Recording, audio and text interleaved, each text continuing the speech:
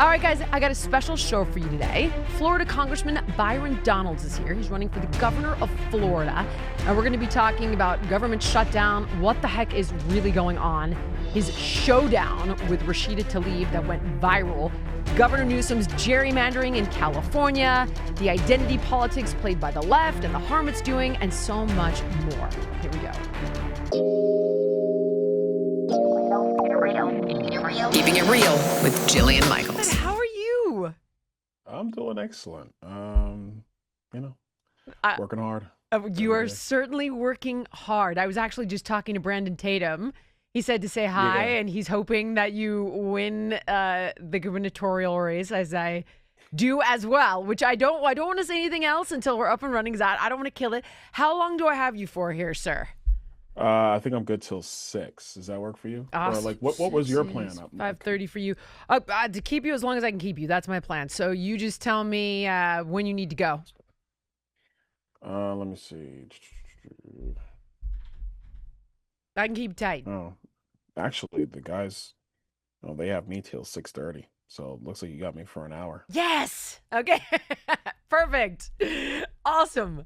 All right, guys. Tell me when. Congressman Donalds, welcome to the show. How are you, sir? I'm doing good. How you doing? I'm doing well. I've never done this before, but I would like to open the show showing you a clip of you. Guys, can we tee this up? This might be one of my favorite clips in 2025 thus far. Well, the gentlelady No, I don't yield. I don't even have time. I can tell you. Your time's expired. It is expired, but Mr. Chair, but you all live here, and you're not telling people the beautiful parts that you do see in our nation's capital. And no, it's just wrong how we're doing it. Chairman, I think it's insane that the gentlelady doesn't have an argument, but she's going to refer to me and some of my colleagues. We were from the Third Reich. This is insane. You're going to look at 14, 15-year-olds as a bunch of criminals? It's insane. Do I look like a member of the Third Reich to you, Ms. Tlaib? Is that what I look like to you? You're the one taking your voting Is that what you think? Is that what you think? Is that what you think? No, that's unethical. I think it's radical and I think it's insane. And I'll respect everything that you say. But to say something like that to myself and a lot of my colleagues is way out of line. It's way out of line. It's way out of line. Regular order, Mr. Way out of line. Regular order. That's okay. But it's okay, right? That is not how it It's goes. okay, right? You hold yourself accountable before you talk about Hold myself accountable. Hold your own self accountable. How about that? Hold your own self accountable. How about that? Free DC. That was my heaven. I've been dying for somebody to say exactly what you said. Tell me what happened there, Congressman. Yeah, we were in oversight. It was obviously talking about the DC, the crime in DC. We had the mayor and I think one of the city council members and some other folks testifying. And I'm coming into committee about to question Muriel Bowser, and to be blunt, Rashida was just hysterical. I mean, she was just all over the place. And look, we're kind of accustomed, especially to Rashida. She does this often. But when she starts calling us fascists, especially in light of, what happened with Charlie Kirk's assassination, it wasn't 2 weeks ago. But here she goes leveling the same vitriol again, knowing that there are lunatics in this country who are listening to that, thinking it's true, and then literally trying to take lives into their own hands. And so, I just got frustrated. I had enough. And I think a lot of my colleagues, we all felt the same way. Like, look, you don't want to agree with us? Fine. You want to disagree on public policy? Fine. I mean, look, it's America. Sometimes in families, we have disagreements. We know in businesses and organizations, we have disagreements. That's all well and good, but don't dehumanize me. Don't disparage me to the point where now my life could potentially be in danger. Charlie Kirk is no longer with us. Yeah. His kids have lost their father. And for her to be so out of line and unhinged, to continue to label Republicans as fascists because we disagree when it comes to public policy, is where I just frankly got fed up, and I just confronted her. And when you see that when you confront them, they have no argument except just to yell and to rant and to rage. Shout you down. And that's what's more disappointing about all this. I see that constantly, that it becomes a matter of shouting someone down and name calling. And I had very high hopes that this would stop. and that Charlie's death would have a meaning, and that meaning would be we would tone down the rhetoric, we would start bridging ideologies, and instead, with many people on the left, I'm seeing a ratcheting up. You know, you saw, I've mentioned this before, but I still can't get over it. You saw Gavin Newsom triple down on X, calling Stephen Miller a fascist. And people are saying to him, like, hey, bro, stop. Colvette from Turning Point is like, seriously, you need to stop. And he continues fascist, over and over and over again. I'm wondering how there are no sanctions in Congress. Aren't there rules that prohibit these kinds of ad hominem attacks? Well, in Congress, not really. I mean, there's the speech and debate clause in Congress is pretty broad. I mean, members are allowed to say just about anything. And, but, you know, the reason why the laws of the rules, let me say it this way, the rules of Congress have always been set that way is because typically, and I would say Rashida's an outlier, but typically there is heated sometimes, but there's a respect for the humanity across the aisle. Like very few members, I will say, very few want to say anything that's going to put another member in harm's way when they leave the Capitol, when they go home, or put their families in jeopardy. Very few members want to do that. And I think you have a handful. Rashida is obviously one where she doesn't care about the downside of her rhetoric. Look, I'll say all the time, I think her ideas are crazy. I say it repeatedly. I think they're crazy. I think they're out of step with the Constitution and the framework of a free society. I firmly believe that. But I'm also careful to understand that I want her to be able to go home and see her kids and see her family. I don't want anything to happen to her personally, because we can have these debates and these disagreements while still finding a way to at least live in harmony. And that's really what American exceptionalism at its core really is. You're allowed to express yourself while having the freedom and the liberty to know that your personal security and your personal rights aren't going to be violated, suspended, or taken away from you completely. Are you seeing a change then from people on both sides? And she is the exception to the rule, or it's always been an unspoken rule, and maybe I'm just picking up on some of the more radical positions, but they're mainstream politicians. You know, Gavin Newsom is the governor of California, and he is out there with this kind of rhetoric on the regular. Gestapo, fascist, yeah, it's terrifying. If there is an improvement, that's deeply encouraging. I think there's an encouragement from some Democrats. But then you have the situation with Newsom where, look, let's be clear, he's trying to run for president in 28. And so, you know, if you're trying to navigate the Democrat primary in the modern Democrat Party, you have to demonstrate that you're a radical. I mean, that's just the way it is. And so he's trying to look tough on camera, the same way J.B. Pritzker is, the same way, I guess I would say AOC or whoever else is trying to run for their nomination in 28. They're trying to demonstrate that they're tough enough to lead that party. The problem is that with them doing that and continuing to feed, I guess, the people in their political base with the angertainment, if you will. That's what my colleague Kat Kamek out of Central Florida calls it. Trying to feed that angertainment. What ends up happening is you have to go back to the well time and time and time again. And the real impact is, yes, there are people in our country who have serious mental health issues for a myriad of reasons, and they're using that rhetoric as justification for really heinous actions. And so I think on our side of the aisle, we've seen that obviously, you know, tempers can get high in politics. On our side, I think people have really taken stock of how far to push the rhetoric button. Some Democrats, I think, have also decided to take stock in that. But then you get Newsom and you'll get Rashida and you'll get some of them who are looking at it as, well, this is my moment to take charge in the party. I think it's very short-sighted, and I don't think it's very helpful for the future of the republic. You know, I want to jump forward for a second here. I have a ton of questions for you about your run for governor of Florida, and I am just so excited that you're running because I lived there for 3 years. And there is a stark difference, much for the better, with how DeSantis runs Florida and how Newsom runs California. I have become uniquely aware of the ways in which an individual governs can dramatically impact the quality of your life for the better and for the worse.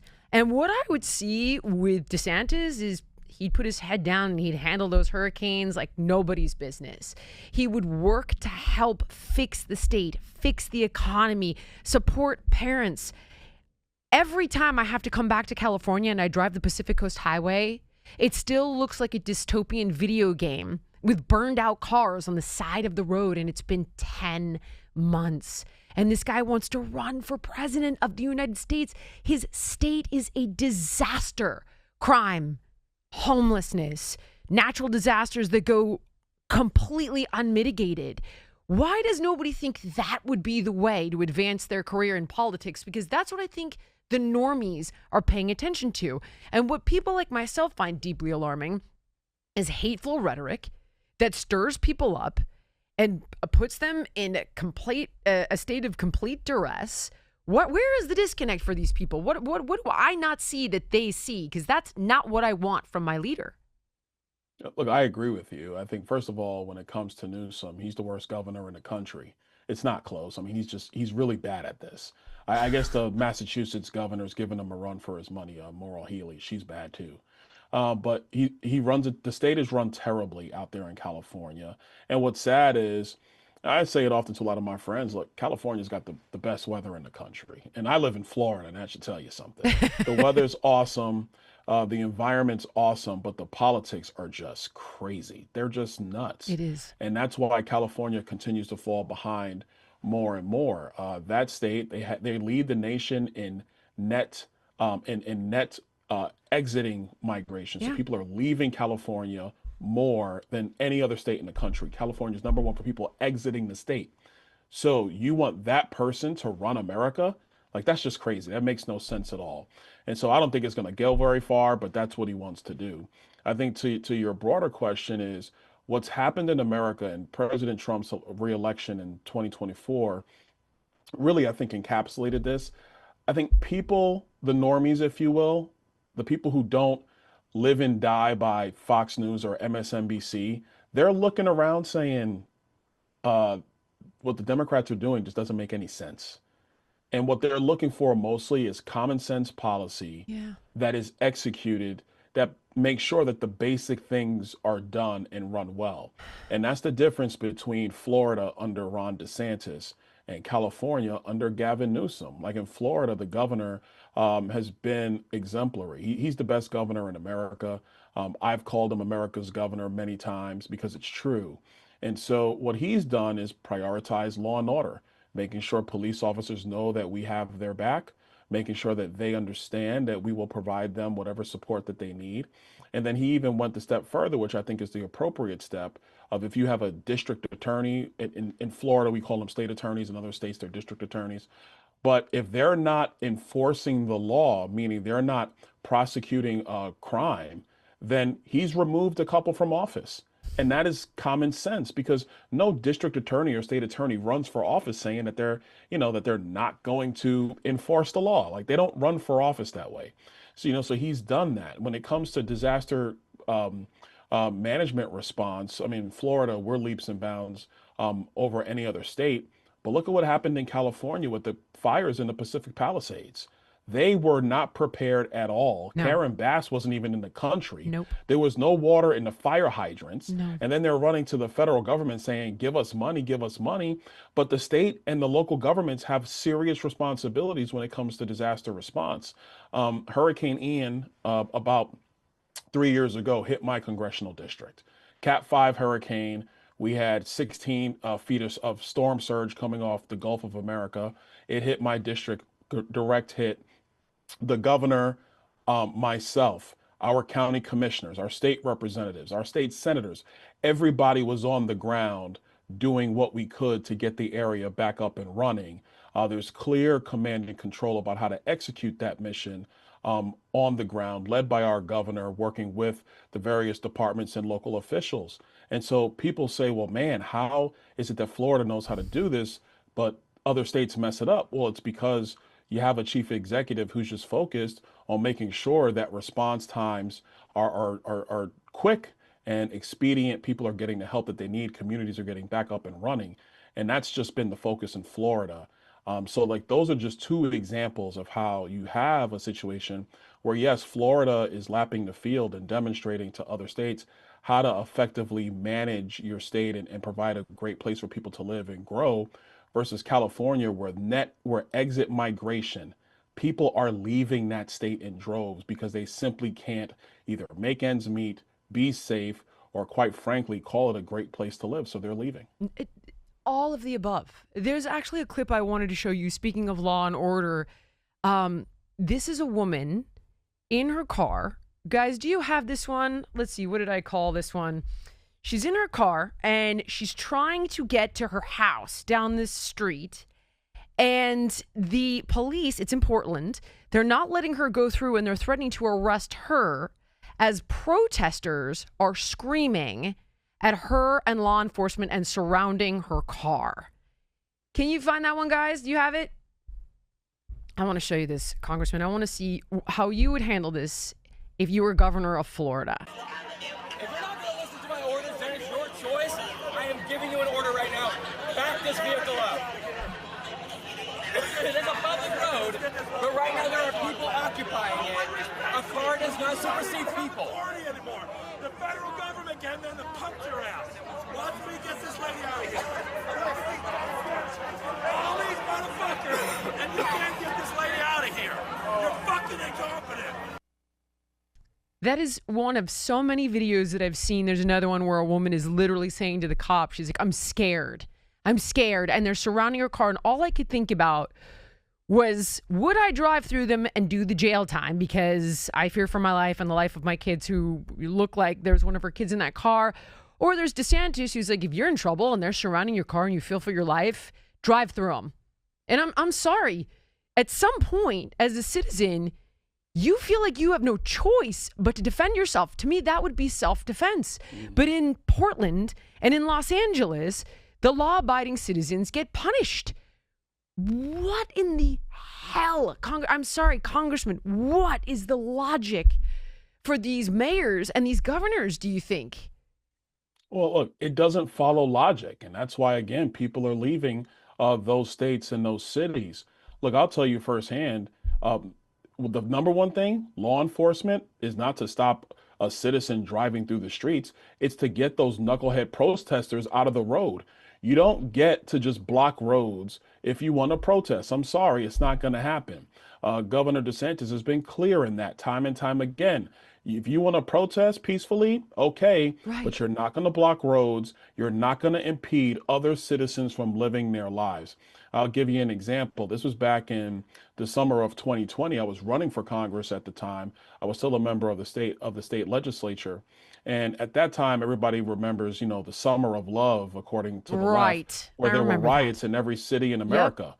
But that didn't happen in Florida. The governor was clear that law enforcement had a responsibility to protect citizens, to protect property. If people wanted to protest, that's fine. You could protest peacefully. But if it started to turn into riots or taking over intersections, taking over streets, that was not going to be tolerated.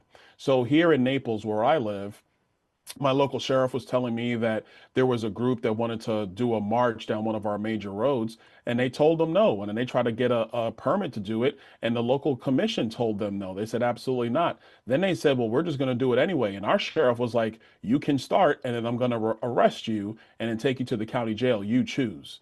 And like once heaven. That was laid out, we didn't have anybody blocking streets here in Southwest Florida. It's very simple. If you actually empower law enforcement to do their job and lay down what the expectations are of citizens, a funny thing happens. People tend to follow that. But if you allow for lawlessness to take place, where now citizens are having their car surrounded by police officers, or I don't even know what a liaison officer is. That's maybe some woke stuff in the city of Portland. That's a real shame. But if that's the case, then citizens can't just live their lives. And now the protesters and the activists are basically running the show. And that's not how you have a safe society and a just society.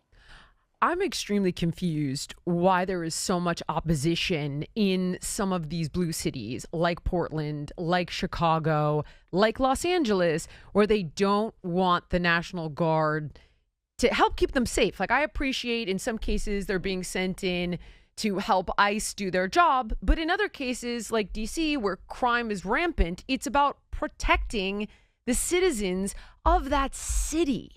I was recently in DC and I had a friend who didn't eat her dinner. And I thought, okay, let's take the steak. We'll give it to somebody, a homeless person on the street. And all of a sudden, as I made it all the way back to my hotel, walking a mile and a half, and DC is obviously not a big city, I found no one to give my steak to. Nobody. And in that moment, I was like, wait a minute. Hold on. I'm looking around and there's just, the streets are clean. There's no homeless anywhere. A few people in uniform walked past me. I thanked them for their service. And I thought, how is this not a special slice of heaven? And when they say, oh, coming to a city near you, I think, dear God, wouldn't that be wonderful? Start next with Los Angeles. Why in the world would mayors and governors, especially Chicago, not want the help? I'm under the impression Bowser was open to the help. Did I get that wrong? Well, I mean, let's unpack this. Yeah. Bowser didn't really have a choice Okay. because DC is different from every other city in the country. Right. DC is the federal enclave. So if the president says, I'm deploying the National Guard, there's really nothing she could do about it. So at that point, it's about working with the president. And so what's happened in DC has actually been quite marvelous. In that clip you played earlier with Rashida Tlaib, that's the hearing that Muriel Bowser's in. So later I had an opportunity to talk to the mayor. The mayor testified under oath that crime is down in DC by 40% since the National Guard has been deployed. Heaven. 40%. Heaven. And it's not like the National Guard is making arrests. They're actually not doing that. What the National Guard is doing is that they're just deployed in various sections of DC. And because they're deployed, they're a deterrent. Mm-hmm. And then the second thing that is happening, it actually gives the Metropolitan Police Department the ability to focus on high crime areas in Washington, D.C. So it's actually worked quite well.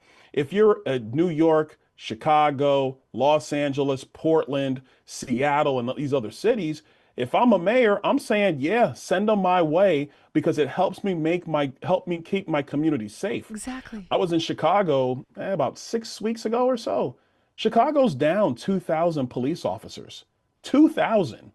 And when I was in Chicago, what the residents were telling me is that about half of the murders in the city of Chicago happened on 17 street corners. 17. So what that tells you is it's really drug and gang related crime and murder that's happening. So imagine if you had 1,000 National Guard troops deployed in Chicago, and it gave the Chicago Police Department, which are down 2,000 officers, an ability to really emphasize these areas where crime is rampant. The city of Chicago is more safe. But the reason why these governors and these mayors are rejecting it is because they're trying to demonstrate that they're tough to stand up to Donald Trump. That's exactly what this is. And it's really sick because the people that they're supposed to serve, they're the ones who are less safe. They're the ones whose needs aren't truly being met. And that's a significant problem. If I was a citizen of Chicago, if I was a Chicago resident, I would not care at all who my mayor or my governor worked with if it meant making my environment safer for myself, my family, my fellow citizens. I think this is going to backfire like crazy. It remains to be seen because obviously there are protests in the street. But to be honest, I'm taking away that vast majority of Riot Inc. is funded by nefarious groups. Are you seeing some of that? We're hearing things like the Arabella Network, the Tides Foundation. Like, how much of this do you think is your everyday average American going, no. I do not want the Guard in my city to protect me from carjackings. I instead want chaos, and I'm going to set cars on fire. I have to imagine that some of this is manufactured. You know that moment when the air turns crisp and suddenly comfort becomes the best gift of all? Well, that's the vibe that I get from Quince. Their pieces just feel right. They're effortless, elevated, they're made to last. They've got it all. Their $50 Mongolian cashmere sweaters I live in.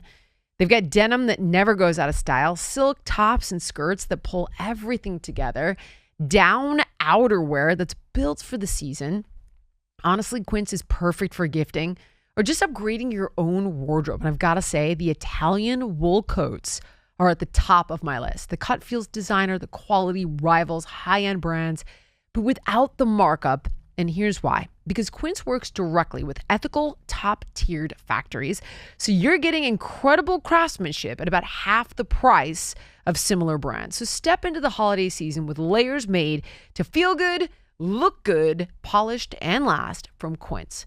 Perfect for gifting or keeping for yourself. Just go to quince.com/Jillian for free shipping on your order and 365-day returns. Now available in Canada too. That's QUINCE.com/Jillian to get free shipping and 365-day returns. Quince.com/Jillian. No, it's all manufactured. Let's be very clear. You do have left-wing networks that are funded to the hilt by some of their radical billionaires who believe in this sort of protest, who believe that all they need to do is continue to have a counter movement happening in the streets of America, and that's the pathway to victory. It is very well funded. It is very well organized. If you go back to what was happening with the encampments, the encampments that were happening on colleges all across America, with radical Islamist groups protesting against the nation of Israel, Right. what you found is the tents at all these different college campuses were the same tents. The food that was being purchased and dropped off, the same food. This stuff is a mass political operation. These are not citizens who are deciding to get off the couch and go protest, a la what happened in the Tea Party movement back 15 years ago, a movement I was a part of, where you had individuals who were just coming out of their houses. They weren't being paid by anybody, but coming out of their houses to protest over spending or bank bailouts or whatever the case might be. This is a highly organized political astroturf operation run by the deep radical left. And so that's what Americans need to understand as they see this stuff, is that it's not natural. A lot of these protests, sometimes they show up on Capitol Hill and they come there for the express purpose of following members of Congress and interviewing them on the spot, hoping that they catch them off guard. I mean, me personally, I like when they show up because it gives me an opportunity to deal with them right then and there and make them look ridiculous. Right. So I enjoy that stuff, because I would assure you, if my engagement with them was bad, it'd be all over social media, Right. and they would try to trash me. But it's actually gone quite well, because I bring the facts and I tell them exactly what's happening and what's not happening. But to your point, Jillian, this stuff is highly funded. It is organized. It is not natural protests coming from the American people. This is a political movement of the radical left wing, and I would argue front groups from outside the nation who fund this stuff to, in some respects, I believe, to destabilize the American Republic, and also to provide more political instability in our nation.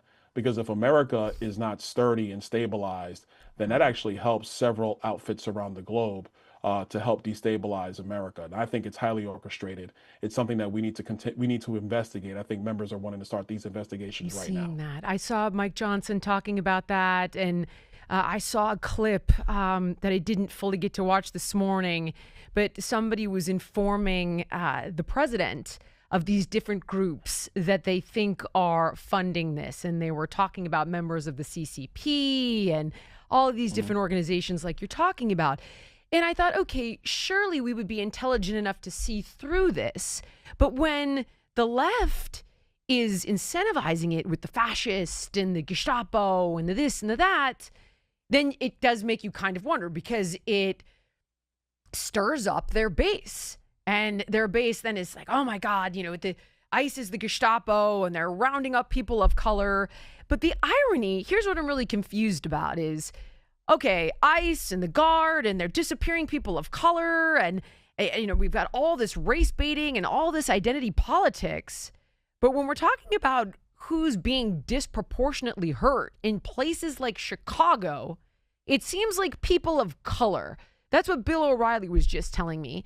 So why don't they care about the people of color that are getting hurt by crime? It's just a talking point? Yeah, it's a talking point.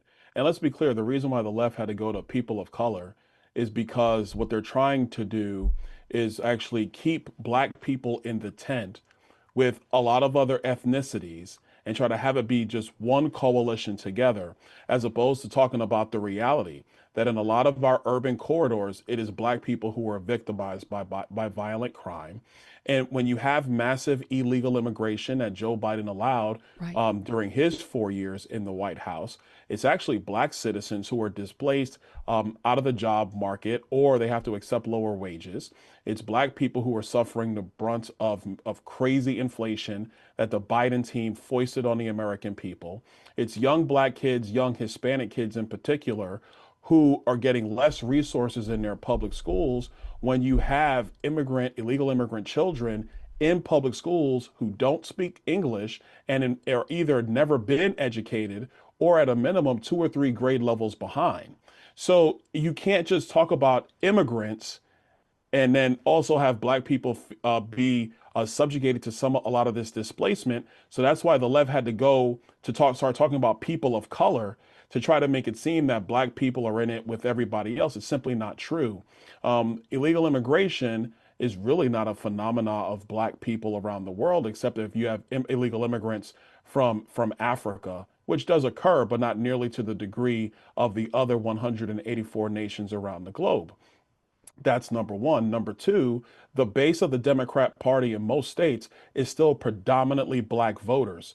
So the Democrats have to use this language and use the emotions of America's past. And let's be clear, that America's past is rife with racial discrimination, race riots, black people being subjugated, black people being lynched, black people being held in chains and in slavery. And so what the modern Democratic left is doing is that they're weaponizing the stains of America's history today to try to keep black voters voting Democrat. And if you ever have an opportunity to have these conversations about detailed policy, some of it ends in phrases like, from some black people, not all, I can't trust these Republicans because these Republicans don't stand for people of color and all this other nonsense. Right. Forgetting the actual policy arguments. Like, let's discuss the policy.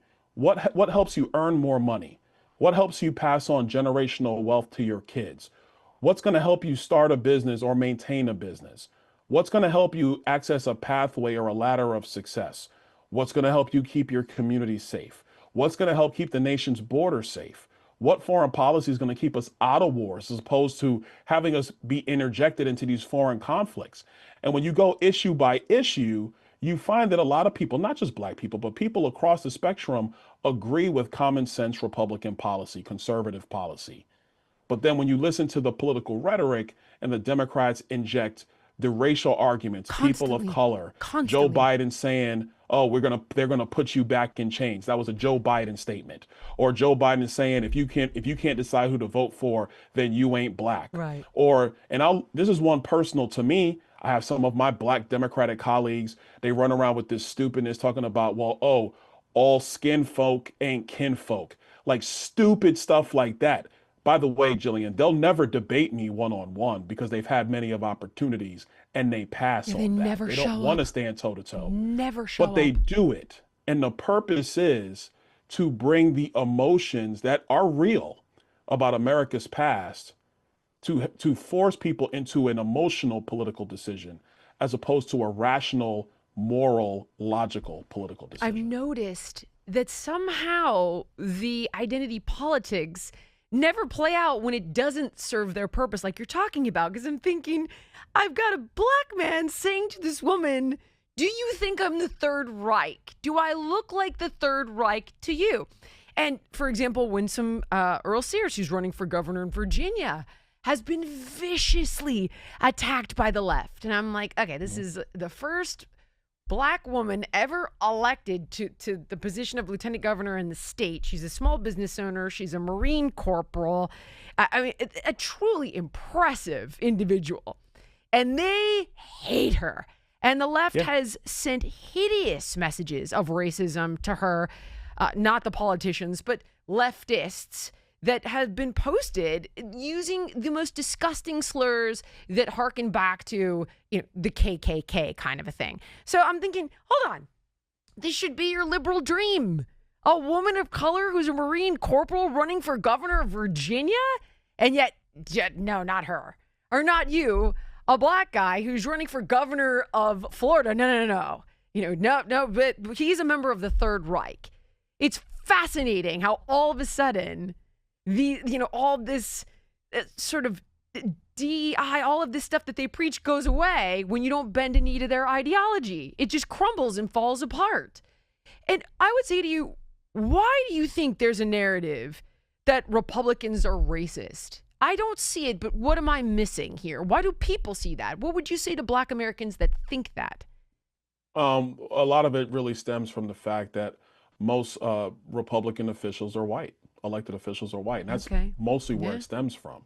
And that's so fair. Again, they're using the emotions of America's past to try to insinuate see, they're all white. There's no room for you in that party. Okay. So when Winsome comes along, or I come along, or even before us, Alan West, and so many others, Mia Love, God rest her soul, when she came along. Now you have Wesley Hunt, John James, Burgess Owens, Tim Scott, myself. When we come along and we're like, well, no, we believe this, they just can't even treat us like a typical Republican. Nope. They have to dehumanize us. They have to disparage us.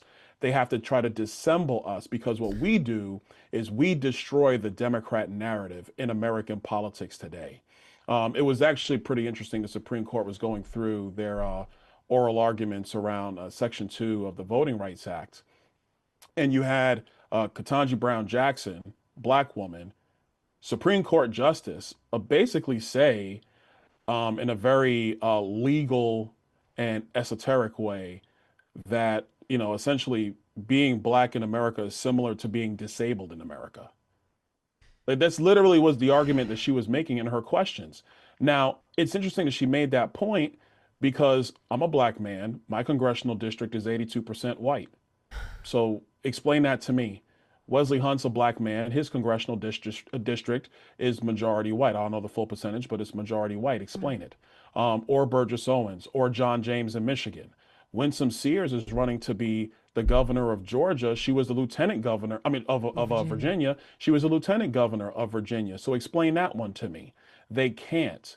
So what they typically do with black Republicans in particular, and even, Hispanic Republicans, they do it there too. They ignore us. And if they can't ignore us, which, in my case, they really can't ignore me anymore, then they try to dehumanize and try to separate us from black people in America, saying, oh, he's not one of you. Nope. Or, oh, he's an Uncle Tom, or whatever the case might be, which, by the way, if they actually read the book, then Uncle Tom was the good guy. I'll leave it alone. No need to go down that road. My friend Kaizen taught me that one, but I am aware of that. He's like, I actually read the book, and Uncle Tom was the good guy.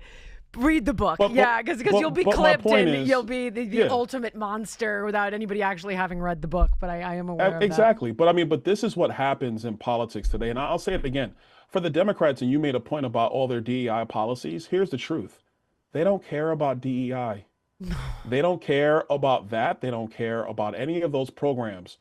What they care about is political power. So they use DEI. They use CRT. They use radical language.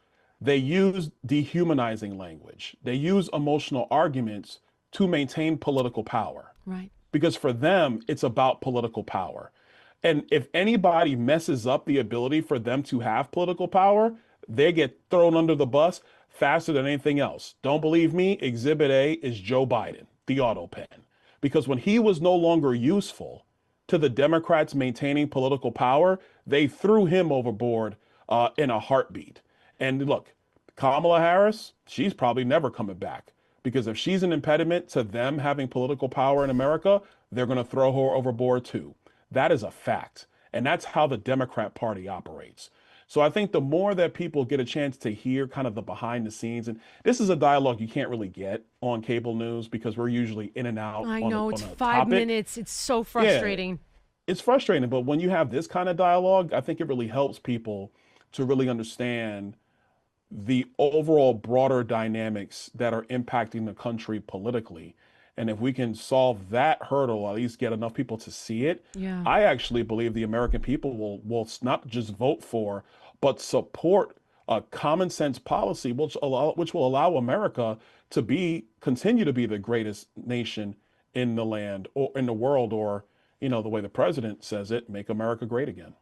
Congressman, since I have the pleasure of your company at this unique time in our third week of a government shutdown, I want to show you this clip from a concerned citizen that I think echoes the way many of us are feeling right now who are not in government. Guys, can you toss this one up for me? There's some language that's colorful. So the Democrats want to give away $1.4 billion of free motherfucking money to the immigrants for health care. And if not, if the other side don't agree with it, they talking about shutting down the motherfucking government.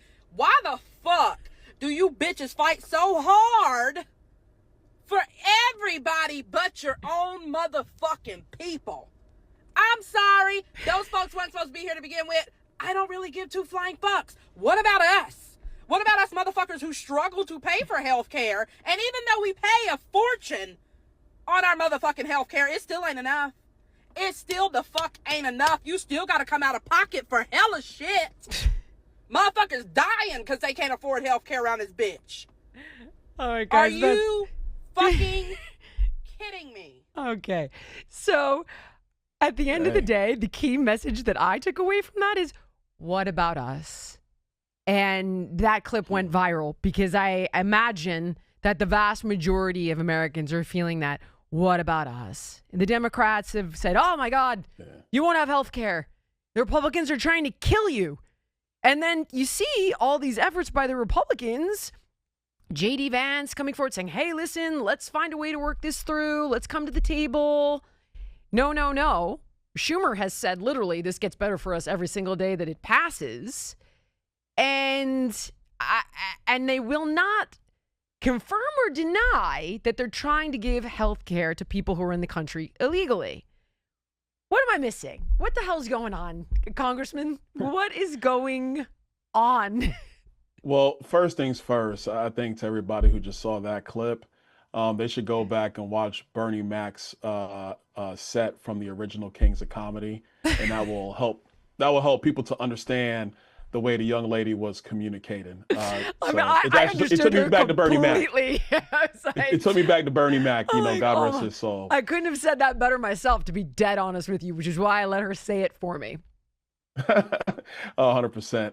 Look, I think what's happening, the Democrats, their party has really been built around support for open borders and illegal immigration.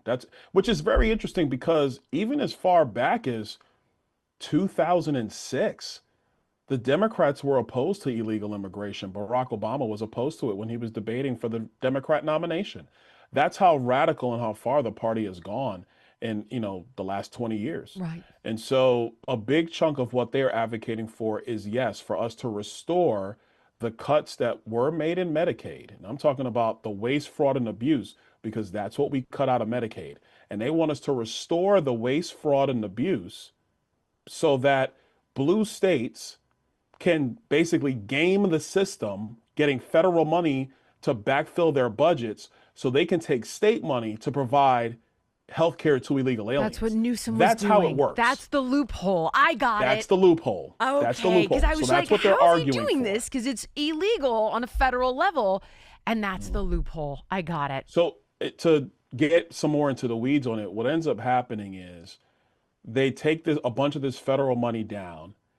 That's the stuff that goes directly towards the American people, but it takes the pressure off the state budget. And the state can open up these pockets of funding for illegal aliens because the illegal aliens are showing up in the hospitals, in the emergency rooms, just like everybody else is. As a matter of fact, they only go to the emergency rooms because obviously they don't have healthcare policies. Right. So they're in the emergency rooms, and the hospitals in these blue states are saying, you got to do something because I have all these people in my emergency room. It's uncompensated care. I'm providing the care because the Supreme Court in the 70s said that hospitals, emergency rooms have a responsibility to care for everyone, regardless of ability to pay. And so that's what's going on. And so the Democrats are now basically in government shutdown mode for two reasons. Number one, Chuck Schumer's trying to demonstrate that he's tough enough to stand up to Donald Trump.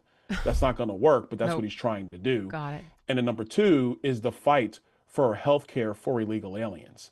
Let me make a third point. This whole thing about the Obamacare subsidies, the Obamacare COVID subsidies, the Democrats weren't even arguing for that before the government got shut down. They realized they had no argument for wanting health care for illegals, so then they made it about the Obamacare subsidies. And here's in Obamacare, and this is technical, but I'm gonna explain it.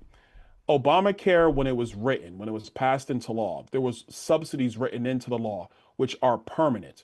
And those subsidies were meant to defray the cost for people who were on the lower end of the economic spectrum in America who had to go to the exchanges. What happened right before COVID is that the premium burden in Obamacare had risen so much because Obamacare was never about affordability. It was about capturing everybody into a government system. That's the purpose of Obamacare. The premium burdens became so high, especially when COVID hit. Joe Biden, Nancy Pelosi, and Chuck Schumer put in COVID era Obamacare subsidies, which were an additional subsidy on top of the original Obamacare subsidies, which are permanent. The COVID era ones are not permanent. If the Democrats wanted them to be permanent subsidies, they could have made them permanent when they controlled Washington. They did not do that. Furthermore, they had them expire at the end of this year on purpose so that they can use it as a political weapon in the midterms in the event that they lost the White House and lost Congress. So the Democrats do this all the time. They will put drop dead dates in legislation. Incredible. So that it gives them something to argue about politically in the future, as opposed to solving the problem. And let's just solve it and then move on to the next thing. Right. But like my saying on politics and elected officials, if all the problems are solved, what do you need politicians for? And that's the truth. So if you solve it, you don't need them. And so my view is solve the problems, and then elected officials become really caretakers of sound policy to make sure that we're just continuing to implement and execute it, as opposed to having these policy ideas and these arguments in the country, which then you can apply emotion to in order to gain political power. That's the backstory. I see. So that's what's really going on. Right. I understand.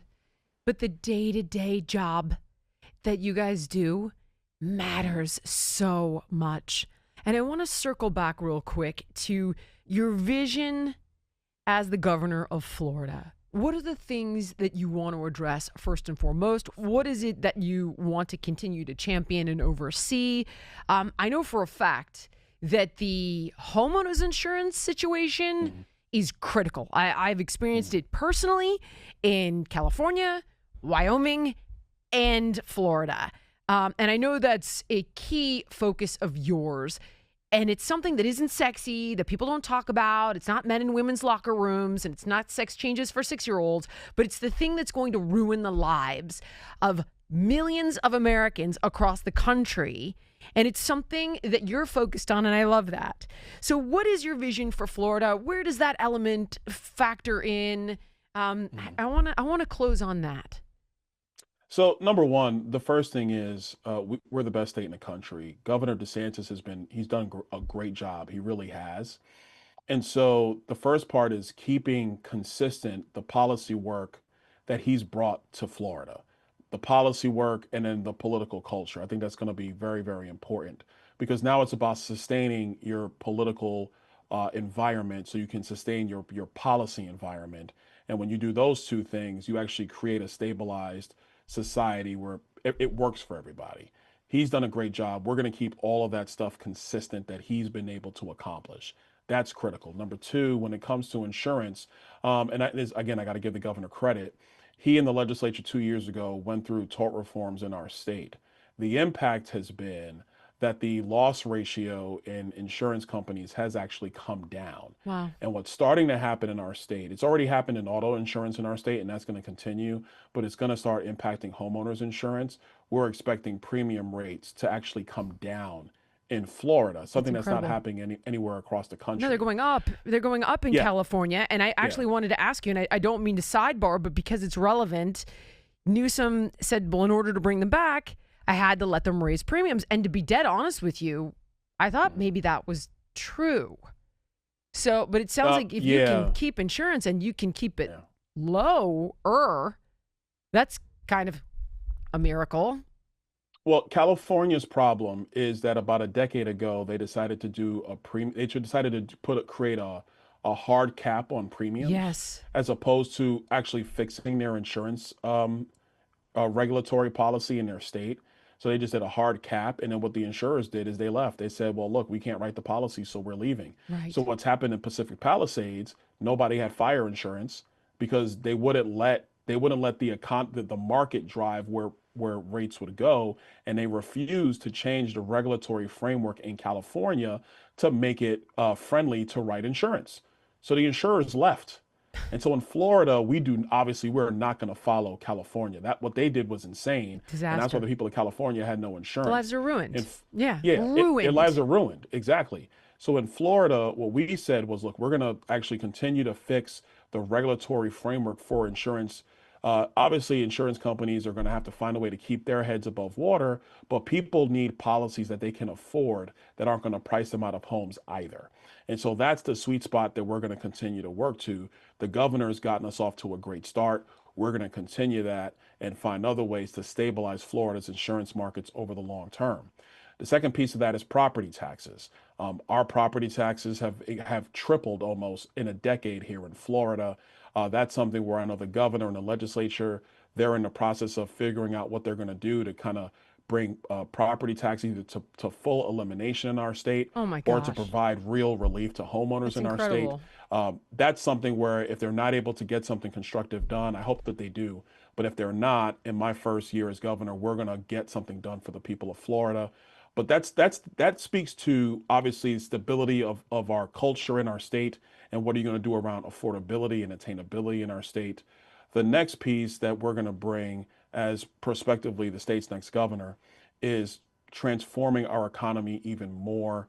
What we want to do is really become the financial capital of the world. We want tech and aerospace in our state. Cape Canaveral, the Kennedy Space Center, all the space launches in America are happening here in Florida. So we want to bring aerospace, manufacturing, defense into the state of Florida. That brings more jobs for the people of Florida. And then the last piece of all this is we want our kids to achieve mastery in core subject matter by the time they graduate high school. One of the things that needs to change in America, we have to get away from the soft bigotry of low expectations when it comes to K-12 education. We need to raise the standards. Our kids need to achieve mastery when they graduate high school. And I believe that it's not just about going to college. There's also credentialing. There's different pathways to success. And we want every kid in Florida to have a pathway to success that works for them. It might be going to Florida State or the University of Florida or Miami, or it could be becoming an apprentice, going directly to work in construction or in the healthcare system or in any one of the various facets of Florida's economy. And we believe by doing these things, not only is Florida going to be the best state in the country like it is today, but we're going to take our state to a whole nother level. Congressman, one more question. I'm looking at what Gavin Newsom is focused on in California, and everybody knows he's going to put Prop 50 on the ballot that will allow him to redistrict the state. And he's got people like AOC coming out and Obama coming out. They're running ads like crazy. And it's like, oh my God, we've got to protect voting and freedom in America and your constitutional rights. Trump is trying to take this away from you, this monster. We have no choice.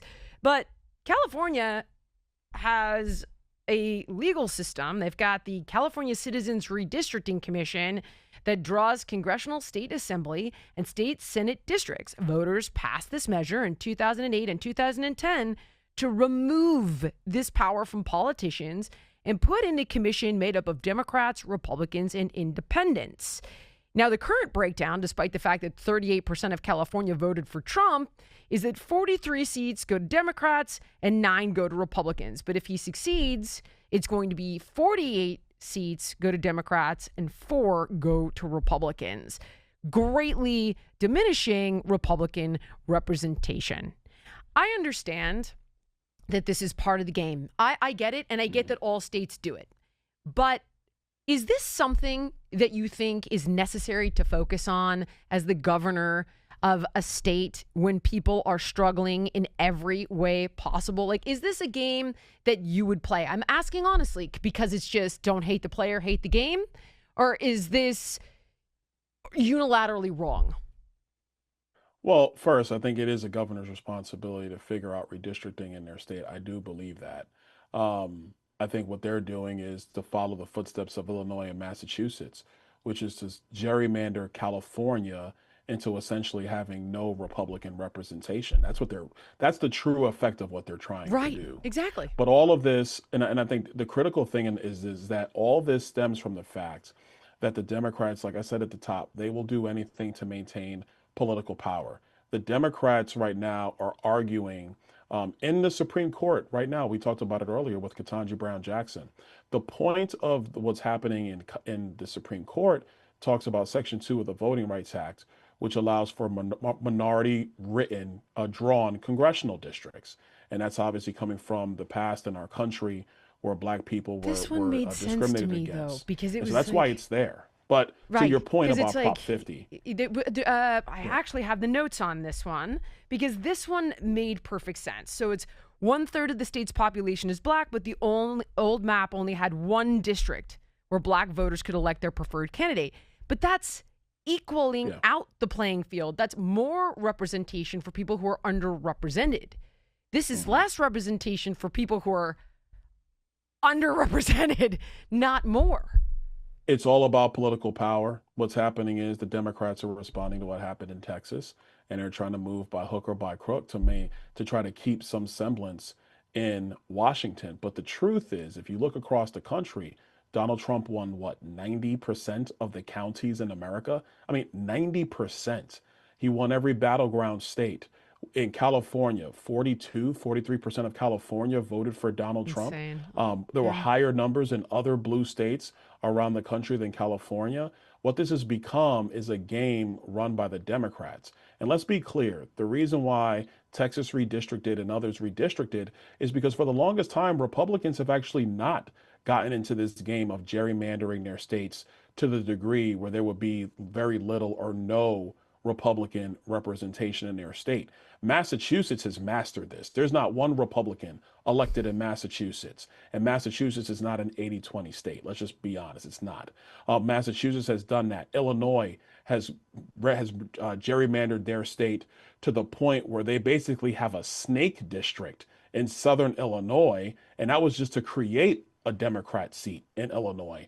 And they basically got rid of a Republican seat to create a Democrat seat. New York wanted to go even further than they are right now, but their state Supreme Court told them, no, you can't do it. And so now the redistricting battles are on. This is about the balance of power in the House of Representatives. But I will tell people one more thing. There was a bill in the Oversight Committee last Congress. The bill called for, when you're setting congressional districts, to not count illegal aliens when you're apportioning congressional districts. And this is very important because right now, illegal aliens who might live in a congressional area, they are in the count when it comes to setting congressional districts.